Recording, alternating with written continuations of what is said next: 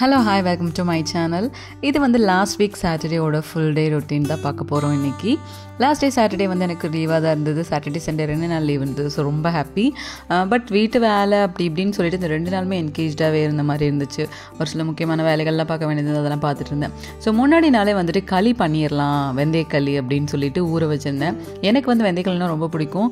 அது வந்து சாப்பிட்டு பல வருஷம் ஆச்சு. இன்னும் சொல்லணும்னா உளுந்தங்களி வந்து அடிக்கடி ஃப்ரீக்வெண்ட்டாக சாப்பிடுவோம். வீட்டில் மாவு அரைச்சி வச்சிருக்கனால வெந்தயக்களிக்கு வந்து நம்ம வந்து மாவு அரைச்செல்லாம் வச்சுருக்க முடியாது இல்லையா, அப்பப்போ ஃப்ரெஷ்ஷாக தான் ஆட்டிக்க முடியும். ஸோ அதனால நான் செஞ்சு வந்து பல வருஷம் வச்சு சாப்பிட்டு ஸோ செஞ்சிடலாம் அப்படின்னு சொல்லிட்டு முன்னாடி நாள் நைட்டே ஊற வச்சதை எடுத்து காலையில் எம்டி ஸ்டமக்கில் சாப்பிட்டா இன்னுமே ரொம்ப நல்லதுன்றதுனால ஃபஸ்ட்டு வேலையை அதை அரைச்சி பண்ணிடலாம் அப்படின்னு சொல்லிட்டு அரைச்சிட்டு இருந்தேன். ரொம்பவே ஈஸி தான். 1 டம்ளர் அரிசி போட்டோம் அப்படின்னா, பச்சரிசி நான் யூஸ் பண்ணேன். ஸோ 1 டம்ளர் அரிசி போட்டோம் அப்படின்னா அதுக்கு ஒரு 1/4 டம்ளர் அளவு வெந்தயம் போட்டால் கரெக்டாக இருக்கும். லைட்டாக கசப்பாக தான் இருக்கும். பட் உங்களுக்கு பிடிச்சிருச்சு அப்படின்னா ஒன்றும் கசப்பெல்லாம் பெருசாக தெரியாது. இதில் நல்லெண்ணெய் கருப்பட்டி போட்டு சேர்த்து சாப்பிட்டா ரொம்ப நல்லாயிருக்கும். ஸோ நான் அப்படி தான் சாப்பிடுவேன். வீட்டில் இருக்கும்போது அடிக்கடி சின்ன வயசுலலாம் செஞ்சு கொடுப்பாங்க. பட் இப்போ வந்துட்டு அந்த மாதிரியெல்லாம் ஹெல்த்தியாக சாப்பிட்றோமா அப்படின்னு கேட்டால் இல்லைன்னு தான் சொல்ல முடியுது. ஏன்னா வாரத்தில் சண்டே ஆச்சுன்னா ஏதாவது ஒன்று கண்டிப்பாக இருக்கும். வெந்தயக்களி இல்லைன்னா உளுந்தங்களி, வெந்தய கஞ்சி இதெல்லாம் எங்கள் வீட்டில் பண்ணுவாங்க. பட் இப்போல்லாம் அந்த மாதிரிலாம் யாரும் சாப்பிட்றதில்ல. நம்ம டேரெக்டாக நான்வெஜ்ஜுக்கு தான் போயிடுறோம். ஆஃப்டர்நூன் லஞ்சே சாப்பிட்டுக்கலாம் அப்படின்னு சொல்லிட்டு. ஸோ தண்ணி ஆட்டம் வந்ததுக்கப்புறம் அதை அப்படியே அள்ளிடலாம். எவ்வளோ தண்ணி ஊற்றிட்டாலும் ஒன்றும் பிரச்சனை இல்லை. நான் ஒரு 15 to 18 மினிட்ஸ் அளவு ஓட விடுவேன். ஸோ தண்ணியாக இருந்தாலும் நம்ம கிளறும் போது கொஞ்சம் திக்காகிடுமே. ஸோ அதனால நல்லா தண்ணியாக இன்னும் கொஞ்சமே தண்ணியாக்கிட்டேன். ஸோ சீக்கிரமாகவே அடி பிடிச்சிடும். கொஞ்சம் தண்ணியாக இருந்து நம்ம கிளற மெல்ல திக்காச்சு அப்படின்னா அடி பிடிக்காது. ஸோ கை வச்சு நல்லாவே கரைச்சிக்கணும். கொஞ்சம் என்ன சொல்கிறது, வளவளன்னு தான் இருக்கும். ஸோ நல்லா கரைச்சதுக்கப்புறமா அப்படியே அடுப்பில் வச்சு கிண்டிட்டோன்னா ரெடி ஆகிடும். ரொம்பவே ஈஸி தான். பார்க்குறதுக்கு தான் பெரிய ப்ராசஸிங் மாதிரி இருக்கும். ரொம்பவே ஈஸியாகவே பண்ணிடலாம். இதில் கருப்பட்டியும் நல்லெண்ணெயும் போட்டு சாப்பிடுவோம். ஆக்சுவலி ரொம்ப சூப்பராக இருக்கும். ஆனால் இப்போல்லாம் வந்து கருப்பட்டி வந்து அந்தளவுக்கு பியூராக கிடைக்கிறது இல்லை. நான் வந்து ஊர்லேருந்து வாங்கிட்டு வந்தேன். ஸோ அதனால் அது இருந்தனால நான் அதை வச்சு யூஸ் பண்ணிக்கிட்டேன். ஸோ கிளறிட்டே இருந்தோம் அப்படின்னா கொஞ்சம் நேரத்தில் ஃபுல்லாக வந்து ஒன்றா சேர்ந்து இருக்கிற மாதிரி ஆகிடும். ஸோ அந்த பக்குவத்தில் இறக்கிட்டால் போதும். நமக்கு வெந்துருச்சா அப்படின்னு பார்க்கறதுக்கு கையை வந்து ஈரம் பண்ணிவிட்டு அதில் தொட்டு பார்த்தனாலே தெரிஞ்சிடும். கையில் வந்து ஒட்டவே ஒட்டாது. அப்படி ஒட்டாமல் இருந்துச்சு அப்படின்னா அது வந்து நல்லாவே வெந்துருச்சு. அதாவது அந்த நம்ம போட்ட அந்த அரிசியும் வெந்தயமும் வந்துட்டு நல்லா குக் ஆயிடுச்சு அப்படின்னு சொல்லிட்டு அர்த்தம். ஸோ நான் வந்து நிறையவே சாப்பிடுவேன். எனக்கு ரொம்ப பிடிக்கும். கசப்பு வந்து பெருசாலாம் இருக்காது. நம்ம சொல்கிற அளவுக்கு வெந்தயத்தோட கசப்பு அப்படியே தெரியாது. ஏன்னா நம்ம வந்து அதை விட வெந்தயத்தை விட அதிகமாக அரிசி ஆட் பண்ணுறனால கசப்பு ரொம்பலாம் தெரியவே தெரியாது. ஸோ இதுதான் நான் வாங்கிட்டு வந்த கருப்பட்டி. ரொம்ப சூப்பராக இருக்கும். அந்த ஃப்ளேவர், அந்த ஸ்மெல்லே ரொம்ப நல்லாயிருக்கும். அச்சுக்கு ஃபஸ்ட் டைம் இப்போ தான் கொடுத்தேன். கொஞ்சமாக சாப்பிட்டேன். அதுக்கப்புறம் வேண்டாம் அப்படின்னு சொல்லிட்டேன். பட் எனக்கு ரொம்ப பிடிக்கும் அப்படின்றதுனால நானே ஃபுல்லாமே சாப்பிட்டு காலி பண்ணிட்டேன். ஓரளவுக்கு கம்மியான குவான்டிட்டி தான் பண்ணியிருந்தேன். ஸோ அதனால் காலையில் ஒரு தடவை, மதியம் ஒரு தடவைன்னு 2 தடவை நானே சாப்பிட்டேன். இதயம் நல்லெண்ணெய் எனக்கு ரொம்ப பிடிக்கும். ஏன்னா நான் சின்ன வயசில் இருக்கும்போது நல்ல ஞாபகம் இருக்குது. களி பண்ணாலே இந்த இதயம் நல்லெண்ணெய்ன்னு சொல்லி தான் போய் கடையில் வாங்கிட்டு வருவோம். ஸோ அடுத்த வேலையை ஆரம்பிச்சிடலாம் அப்படின்னு சொல்லிட்டு சாப்பிட்டு ஒரு 5 மினிட்ஸ் 10 மினிட்ஸ் ரெஸ்ட் எடுத்துகிட்டு அடுத்த வேலை ஸ்டார்ட் பண்ணியாச்சு. இன்றைக்கி வந்து புளிக்குழம்பு தான் பண்ணலாம் அப்படின்னு சொல்லிட்டு சின்ன வெங்காயம் அப்புறமா பூண்டு போட்டு புளிக்குழம்பு பண்ணலாம் அப்படின்னு சொல்லிட்டு. ஸோ பூண்டு முழுசாக போடுறத குட்டி குட்டியாக கொஞ்சம் கட் பண்ணி போட்டால் சீக்கிரமாக வெந்துடும். அதுவும் இல்லாமல் நல்லாயிருக்கும் சாப்பிட்றதுக்கு அப்படின்னு சொல்லிட்டு குட்டி குட்டியாக கட் பண்ணிகிட்டு இருந்தேன். வழக்கம் போல் தான். ஹஸ்பண்ட் ஊரில் இருந்தால் தான் வந்து புளிக்குழம்புலாம் வைக்க முடியாது. ஸோ அவங்க வந்து ஒரு ட்ரிப்பாக வந்து வெளியே போயிருந்தாங்க. ஒரு 3 days ட்ரிப்புன்னு சொல்லிட்டு. ஸோ அந்த டைமில் எல்லாம் எப்பப்போ ஊர்லேருந்து கிளம்புறாங்க, ஏதாவது ஒரு வேலையாக வெளியில் போயிடுறாங்களோ அந்த டைமில் எல்லாம் வந்துட்டு புளிக்குழம்பு வந்து ஃப்ரீக்வெண்ட்டாக பண்ணிப்போம். கொஞ்சம் ஸ்டோர் பண்ணியும் வச்சுக்கலாம். அதுவே ரொம்ப பிடிக்கும்.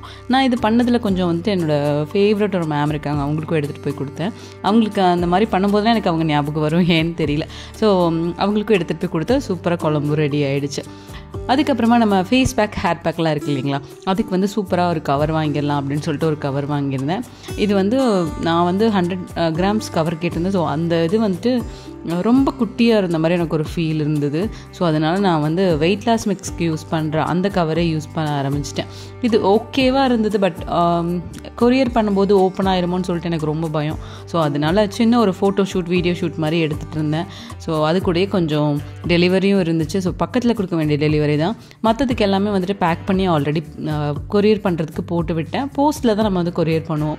உங்களுக்கும் வந்து ஹேர் பேக், ஃபேஸ் பேக் எல்லாம் தேவைப்படுச்சு அப்படின்னா ஸ்க்ரீனில் தெரிகிற நம்பருக்கு வந்து காண்டாக்ட் பண்ணுங்கள். வாட்ஸ்அப் பண்ணாலே போதும். எல்லா டீட்டெயில்ஸுமே அனுப்பிச்சிடுவோம். ஃபுல்லி ஹர்ப்ஸ் மட்டும்தான் யூஸ் பண்ணியிருக்கோம். வேறு எதுவுமே கிடையாது. நம்ம ஃபேஸ் பேக் யூஸ் பண்ணும்போது நம்ம அந்த ஃபேஸ் பேக் வந்து ஒரு ஸ்க்ரப்பர் மாதிரியும் நமக்கு வந்து யூஸ் ஆகிக்கும். இதில் வந்து அதிகமாக பருப்பு பயிறு எதுவுமே ஆட் பண்ணாமல் ரோஸ் பெட்டல்ஸ், அதுக்கப்புறமா உங்களுக்கு அந்த ஆவாரம் பூ, அதுக்கப்புறமா செம்பருத்தி பூ இந்த மாதிரி ஆட் பண்ணியிருக்கோம். அது கூட ஒரு ஆல்மோஸ்ட் ஒரு 21 கிட்ட இன்க்ரீடியன்ஸ் இதில் வந்து ஆட் பண்ணியிருக்கோம். அதே மாதிரி தான் ஹேர் பேக்குக்குமே ஹேர் பேக்கோட கலரும் ஃபேஸ் பேக்கோட கலரும் லைட்டாக டிஃபராக இருக்கும். கொஞ்சம் ஹேர் பேக் வந்து டார்க்காக இருக்கும். ஃபேஸ் பேக் வந்து லைட் பிங்கிஷில் அப்படியே ஒரு க்ரே கலரை மிக்ஸ் ஆன மாதிரி இருக்கும். ஸோ ஹேர் பேக்குமே நம்ம ஒரு தடவை போட்டு குளிச்சிட்டோம் அப்படின்னா அப்படியே அதோட ஸ்மெல் வந்து எப்போவுமே லாங் லாஸ்டிங்காக இருந்துகிட்டே இருக்கும். நம்ம ஹேரில் ஒரு ஃப்ராக்ரன்ட் இருந்துகிட்டே இருக்க மாதிரியே ஒரு ஃபீல் இருக்கும். ஸோ உங்களுக்கு வேணால் கண்டிப்பாக ஆர்டர் ப்ளேஸ் பண்ணுங்கள், வேணும்னா தேவைப்பட்டால். குழம்பு எல்லாமே செஞ்சு முடிச்சாச்சு. வழக்கம் போல் கொஞ்சம் சின்ன சோம்பேறித்தனம் தான், இன்றைக்கி குக்கர்லேயே வச்சுக்கலாம் அப்படின்னு சொல்லிட்டு. ஒரு தடவை நம்ம பழகிட்டோம் அப்படின்னா கண்டிப்பாக அந்த பழக்கம் போகவே போகாதுன்னு நினைக்கிறேன். ஸோ ஒரு நாள் நான் வச்சு பழகினேன், ஓகே இன்றைக்கும் வச்சுக்கலாமே அப்படின்னு எனக்கு நானே சொல்லிட்டு வச்சுட்டேன். பட் பெருசாக பிடிக்காது, பட் கொஞ்சம் சின்ன வேலை மிச்சமாகும், வடிக்கிற வேலை தான் மிச்சமாகும். அதுவும் நம்ம அந்த பதம் பார்த்துட்டே இருக்க தேவையில்லை அப்படின்றதுனால இது இப்படியே வச்சிடலாம் அப்படின்னு சொல்லிட்டு. அதுக்கப்புறமா வந்துட்டு ஆயில் பாட்டில் எல்லாம் வந்துட்டு ஒரு 2 வாரமாக ட்ரை பண்ணிகிட்டே இருந்தேன். அதை வாஷ் பண்ணி க்ளீன் பண்ணி வைக்கவே முடியல. ஸோ ஏண்டான்னு ஆயிடுச்சு எனக்கு. இன்றைக்காவது பண்ணணும் அப்படின்னு சொல்லிட்டு முன்னாடி நாள் நைட்டே எடுத்து ஓரமாக வச்சுட்டேன். அதாவது அடுப்பு பக்கத்துலேயே வச்சுட்டேன். அப்போ தான் அடுத்த நாள் எடுத்து ஒழுங்காக பண்ணுவோம் அப்படின்னு சொல்லிட்டு. நான் பெருசாக இதுக்கு எந்த லிக்விட் அதெல்லாம் யூஸ் பண்ண மாட்டேன். வெறும் சோப்போட தண்ணி இல்லைனா லிக்விட் வச்சுருந்தேன் அப்படின்னா லிக்விட் யூஸ் பண்ணுவேன். நல்லா ஹாட் வாட்டர் நல்லா கொதிக்க வச்சு அதை ஊற்றணுனாலே ஆல்மோஸ்ட் அதில் இருக்க அந்த டர்ட்ஸ் எல்லாம் வந்துடும், அந்த பிசு எல்லாமே வந்துடும். பட் இந்த கண்டெய்னர் வந்து நான் மீஷோவில் தான் வாங்கினேன். ரொம்ப வந்து சீப்பான ப்ரைஸில் வந்து பெஸ்ட்டாக கிடச்சிது. ஆனால் எனக்கு இதில் என்ன பிடிக்கல அப்படின்னா அதோட மேலே இருக்கும் இல்லையா மூடி, அதுதான் சுத்தமாக பிடிக்கவே இல்லை. அது ரொம்ப ஒரு மாதிரியாக இருக்குது. அதுவும் இல்லாமல் அந்த லாக் ஆகுறதெல்லாம் வந்து எடுத்துருச்சு. பட் இந்த பாட்டில் வந்து சூப்பராக இருக்குது. அது கொஞ்சம் யூஸ் பண்ணுற மாதிரி தான் இருக்குது, அதுக்காக லீக் ஆகுறதெல்லாம் கிடையாது. பட் எனக்கு அந்த இது மட்டும் கொஞ்சம் சின்ன சாட்டிஸ்ஃபேக்ஷனே இல்லை. பட் ஆல்மோஸ்ட் நல்லா தான் இருக்குது. ஸோ நல்லா ஹாட் வாட்டர் ஊற்றி ஊற வச்சுட்டேன். இந்த பக்கம் சாப்பாடுமே ரெடி ஆகிடுச்சு. அப்போட சாப்பாடு சாப்பிட்டு அதுக்கு அடுத்த வேலை பார்த்துக்கலாம் அப்படின்னு சொல்லிட்டு தான் சாப்பாடு ரெடி பண்ண ஆரம்பிச்சிட்டேன். அதுக்கப்புறமா பால் காய்ச்சி வச்சிடலாம் அப்படின்னு சொல்லிட்டு பால் காய்ச்சி வச்சிட்டோம் அப்படின்னா ஈவினிங் ஹஸ்பண்ட் வந்துடுவாங்க. ஸோ அப்போ வந்து யூஸ் பண்ணுறதுக்கு ஈஸியாக இருக்கும். அந்த டைமில் உட்காந்து வச்சு கொதிக்க வச்சுட்ருக்க வேண்டாம் அப்படின்னு சொல்லிட்டு. ஸோ கல் உப்பு போட்டு நல்லா வாஷ் பண்ணோம் அப்படின்னா இன்னுமே நல்லா உள்ளே இருக்கிறதெல்லாம் அடிச்சுட்டு வந்துடும். ஸோ அதனால் கல் உப்பு போட்டு நல்லா வாஷ் பண்ணி வச்சுட்டேன். வெயிலே அடிக்கவே இல்லை. இது வாஷ் பண்ணி முடிக்கிறதுக்கும் ஆல்மோஸ்ட் ஆஃப்டர்நூனுக்கு மேலவே ஆயிடுச்சு எனக்கு. ஸோ அதனால் அப்படியே வெயிலில் வச்சேன். அது வெயில் வருவோமா வேண்டாமான்னு யோசிச்சு வர மாதிரி வந்துச்சு. சரி ஓகே காயிற வரைக்கும் காயட்டும் அப்படின்னு சொல்லிட்டு ஆல்மோஸ்ட் ஒரு 3 டேஸாக வந்து இதை காய வச்சுட்டு இருந்தேன். எனக்கு தெரிஞ்சு முன்னாடி நாளே ஃபில்ட்ரு போட்டு வச்சுட்டேன் நைட்டே. ஸோ ஃபில்ட்ரெல்லாம் அந்த டைமில் போடுறத விட முன்னாடி நாள் போட்டு வச்சுன்னா இனிமேல் கொஞ்சம் ஸ்ட்ராங்காக இறங்கியிருக்கும் அப்படின்னு சொல்லிட்டு தான் முன்னாடி நாளே போட்டு வச்சுருவேன் ஆல்மோஸ்ட். ஸோ காஃபி போட்டு குடிச்சிடலாம் அப்படின்னு சொல்லிட்டு ஒரு 3:30 இருக்கும். அப்போவே காஃபி போட்டு குடிக்க ஆரம்பிச்சிட்டேன்.